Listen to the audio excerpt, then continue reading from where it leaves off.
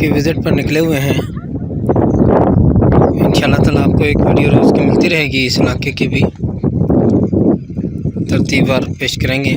फ़िलहाल हम जो आपको रास्ते में से एक वीडियो पेश कर रहे हैं, ये वो नदी है जो किंजर झील से निकलकर कराची के पास जा रही है। और ये बेसिकली तो दरिया सिंध का ही पानी है, लेकिन किंजर झील में जब ये पानी जाता है तो वहाँ ये रेत मिट्टी वगैरह नीचे बैठ जाती है और उसके बाद ये पानी काफ़ी हद तक साफ़ हो जाता है। फिर इस पानी को मज़ीद फ़िल्टर किया जाता है, फ़िल्टर करके एक नदी की सूरत में कराची की तरफ रवाना कर दिया जाता है। और ये पानी अब आप देख लें, ये इधर से आ रहा है और इधर को जा रहा है और ये कराची पानी जा रहा है।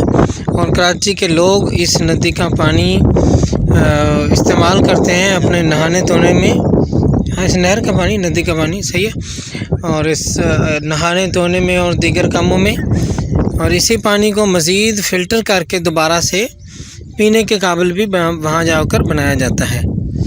इस एरिया में जहाँ पर हम खड़े हुए हैं, ये एरिया फ़िश फार्म्स का एरिया है। और ये देखिए यहाँ पर काफ़ी सारे फ़िश फार्म्स बने हुए हैं। यहाँ भी हम एक दोस्त के पास उसके फ़िश फार्म पर सैर करने के लिए आए हैं।